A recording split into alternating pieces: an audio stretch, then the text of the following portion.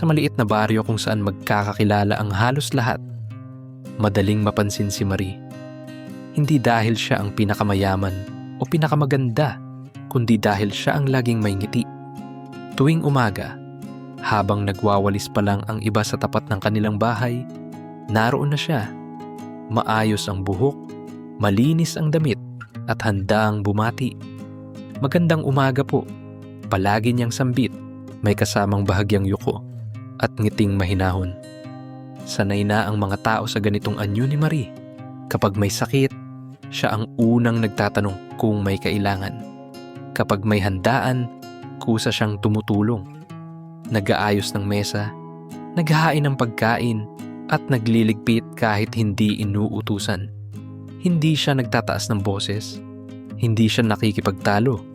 Palagi siyang may tamang salita. Sa mga kwentuhan sa hapon, madalas siyang banggitin. Mabuti talaga ang puso ni Marie, sabi ng isa. Bihira na ang ganyang tao ngayon, dagdag ng isa pa. At kapag naririnig niya iyon, ngumingiti lang siya. Hindi siya sumasagot, hindi siya tumatanggi. Parang sanay na siyang tanggapin ang papuri. Parang bahagi na ito ng kanyang araw-araw na buhay. Kapag may bisita sa kanilang bahay, lalo siyang nagiging maingat. Maayos ang kilos, mahinahon ang pananalita, at walang bakas ng pagod sa kanyang mukha. Kahit pagod na, kahit masakit ang ulo, hindi iyon halata.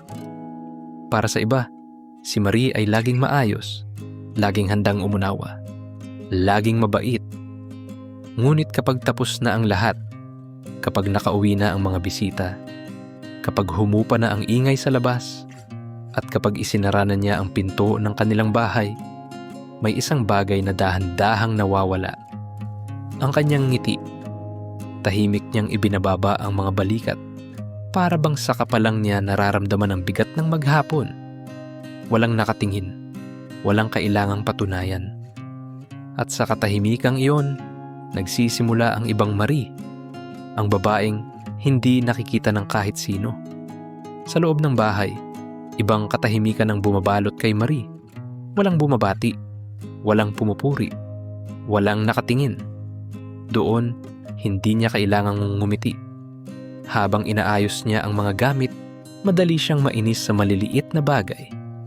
Isang basong naiwan sa mesa, isang sapatos na hindi maayos ang pagkakalagay. Lahat ay may kasamang buntong hininga. Sa kanyang isip, may mga salitang hindi niya kailanman sasabihin sa harap ng tao. Mga salitang puno ng reklamo at pagod. Kapag may naririnig siyang balita tungkol sa tagumpay ng iba, tahimik siyang napapailing. Hindi siya galit, pero may kurot sa dibdib. Bakit sila? Tanong na hindi niya inaamin kahit sa sarili. Sa labas, siya ang unang bumabati sa mga taong iyon. Sa loob, may inggit na pilit itinatago. Unti-unti, nasasanay si Marie sa ganitong buhay. Mabait ang kilos, pero pagod ang puso. Sanay siyang ayusin ang salita, ngunit hindi ang damdamin. Para sa kanya, sapat na ang magmukhang mabuti. Hindi niya napapansin na ang kabutihang hanggang labas lamang ay unti-unting bumibigat. At sa bawat gabing natatapos ng tahimik, hindi niya alam na ang bigat na yon ay hindi nawawala. Lalo lamang itong naiipon sa loob. Sa paglipas ng mga araw, mas naging abala ang buhay ni Marie. Parang bawat oras ay may inaasahang kilos mula sa kanya. Sa simbahan, tuwing linggo, maaga siyang dumarating. Tahimik siyang nagdarasal, maayos ang upo, at laging handang tumulong sa kung anong kailangan. Marami ang humahanga sa kanyang tiyaga at katahimikan. Pagkatapos nito, diretso siya sa palengke. Doon, iba na naman ang papel niya.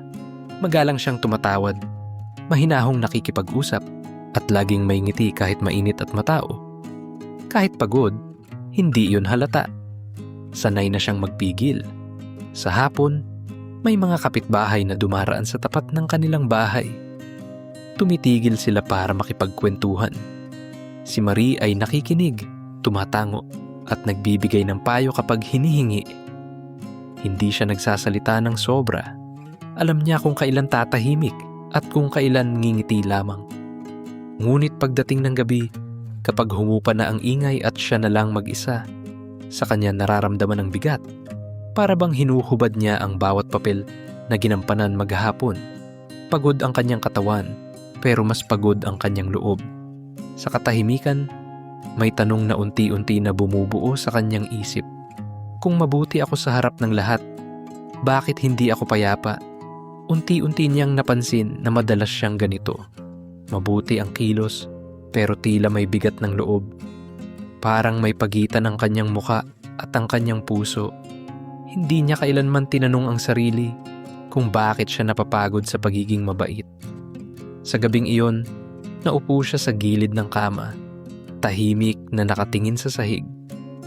Doon niya unang naramdaman na tila may mali. Hindi sa kanyang ginagawa, kundi sa kanyang nararamdaman. Isang umaga, habang dumaraan si Marie sa gilid ng kalsada, may narinig siyang mga salitang biglang nagpabagal sa kanyang hakbang. Hindi malinaw ang mga boses, ngunit malinaw ang pakiramdam. Parang may bumanggit ng mga salitang dati niyang sinabi sa dilim. Mga salitang akala niya'y ligtas dahil walang nakarinig. Hindi niya nakita kung sino ang nagsalita. Hindi rin niya alam kung paano kumalat ang mga iyon. Ngunit mula noon, may kakaibang pakiramdam na sumunod sa kanya saan man siya magpunta. Parang may matang nakatingin kahit wala naman. Parang may biglang katahimikan sa tuwing siya'y dumarating. Nanatili siyang mabait sa kilos. Pareho pa rin ang mga ngiti, ang mahinahong boses, ang handang pagtulong. Ngunit ngayon, ramdam niyang may bitak sa loob. Ang kabutihan ay mas mabigat, mas pilit. Hindi na ito dumadaloy ng kusa. Sa mga mata ng iba, hindi malinaw ang pagbabago. Ngunit kay Marie, malinaw ang pagkakaiba. Kapag siya'y mag-isa, mas malakas ang tibok ng dibdib. Parang may bumubulong sa loob. Hindi malinaw ang salita, ngunit malinaw ang tanong. Hanggang kailan ka magtatago? Tahimik ang gabi nang humarap si Marie sa salamin. Mahina ang ilaw sa silid. Sapat lang para makita ang hugis ng kanyang mukha. Sandali siyang tumingin. Parang may ibang taong nakatingin pabalik sa kanya. Hindi siya natakot, ngunit may kakaibang lamig na dumaan sa kanyang dibdib. Sinubukan niyang ngumiti, gumalaw ang kanyang labi, ngunit ang ngiti sa salamin ay tila huli. Parang may pagitan ng kilos at ang refleksyon. Napakunot ang kanyang noo. Muli siyang ngumiti, mas pilit ngayon. Ngunit ang babaeng nasa salamin ay mukhang pagod. Hindi ang mukhang ipinapakita niya sa mundo. Tahimik ang paligid, ngunit parang may mahinang bulong sa kanyang isip.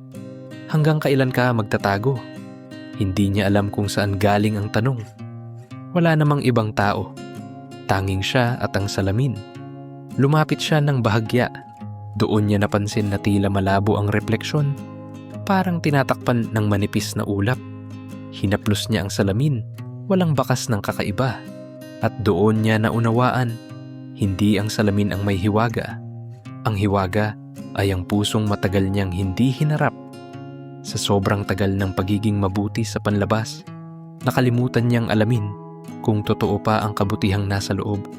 Sa gabing iyon, unang beses niyang nakita ang sarili, hindi sa mata ng iba, kundi sa katahimikan ng katotohanan. Matapos ang gabing iyon sa harap ng salamin, may tahimik na pagbabago sa loob ni Marie. Wala siyang ipinahayag, wala siyang ipinaliwanag, ngunit may mga bagay na hindi na niya ginawa at may mga bagay na sinimulan niyang gawin ng dahan-dahan. Una, tinigil niya ang pagpilit. Kapag pagod siya, inaamin niya ito sa sarili. Kapag may inggit na sumisilip, hindi niya ito tinatakpan ng ngiti. Hinahayaan niyang dumaan ang damdamin. Sa kanya pinipiling maging mabuti. Hindi dahil kailangan, kundi dahil totoo. May mga pagkakataong tumulong siya kahit walang nakakakita. Walang nakakaalam kung sino ang nag-iwan ng pagkain sa may pinto ng kapitbahay. Walang nakakita kung sino ang nagpulot ng kalat sa kalsadang madilim. Ngunit sa bawat tahimik na gawa, may gaan sa kanyang dibdib. Napansin niyang hindi na mabigat ang kabutihan. Hindi na ito papel na suot. kundi kilos na kusa. Hindi na niya iniisip kung ano ang sasabihin ng iba. Mas mahalaga na ngayon kung ano ang totoo sa loob. Sa mga gabing tahimik, muli siyang tumitingin sa salamin.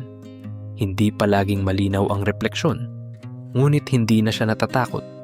Alam niyang ang kabutihan ay hindi kailangang ipakita. Sapat na itong maramdaman. At sa katahimikang iyon, unti-unti niyang ibinabalik ang sarili.